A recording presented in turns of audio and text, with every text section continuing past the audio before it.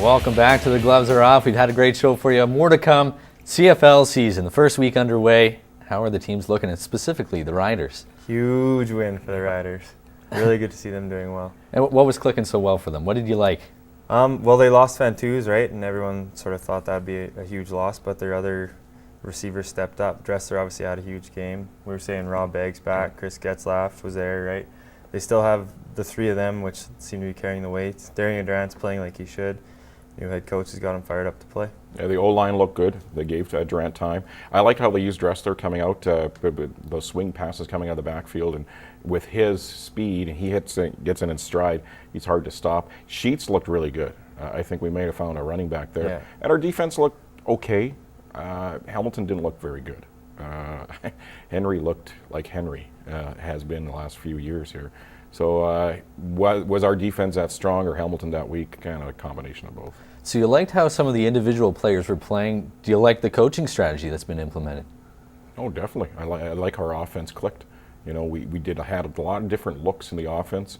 We didn't have that last year. So sometimes you have a little bit of a different perspective on things, and the coach brings in different perspective that gives you a different look too.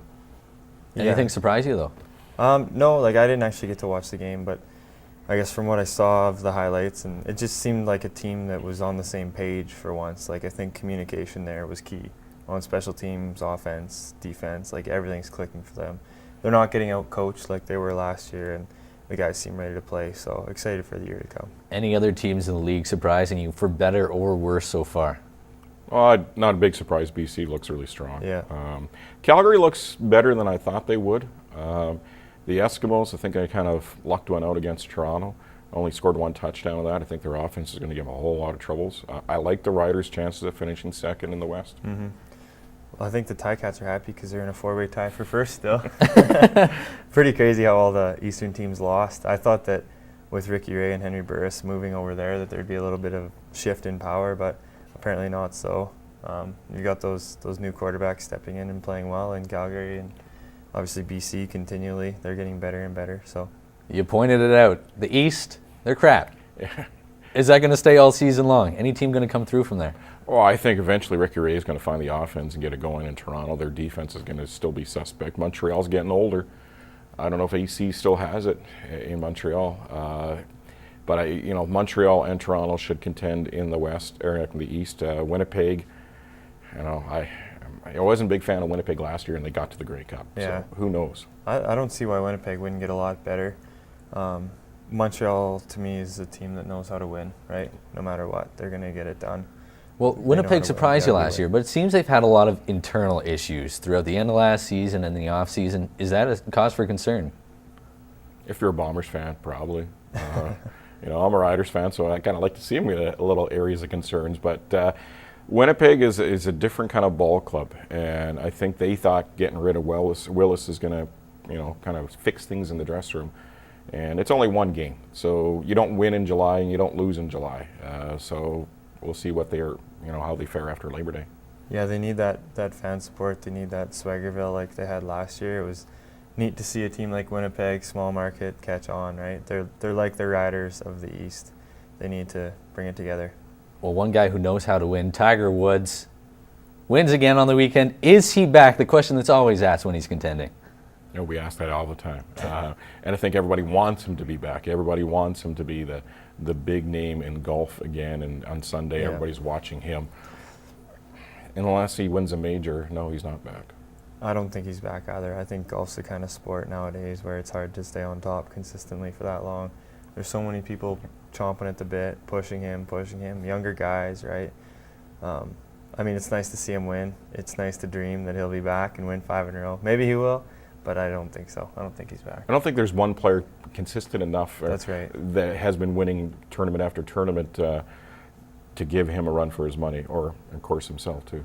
So basically, really just an easy storyline for media guys like myself to hitch on to a guy, look at one guy for the year. But just not the media, it's the sponsors. And, you look at the money that the sponsors are throwing towards the PGA when he was wearing his red shirt on Sunday and he was winning all those tournaments. Everybody jumped right in there. And when you watch the coverage, you didn't even know there's anybody else playing because they had the camera on him from first hole to the 18th hole. Yeah, that's just who he is. But I mean, at the same time, Tiger Woods isn't as good as he used to be. Like, even if you look at the Tiger Woods golf new game, right?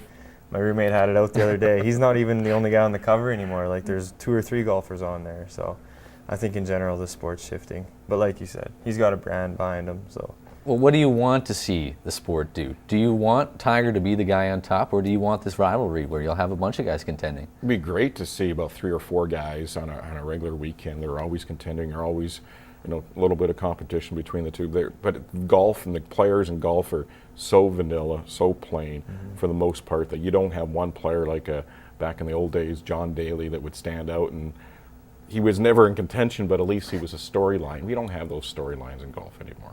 Yeah, the personalities, right? Yeah. The closest thing being McIlroy, maybe. That's why people like him more than Luke Donald? Yeah, it could be Bubba. Bubba's kind of a character too, but they don't even play that up that much. And Bubba's not consistent enough.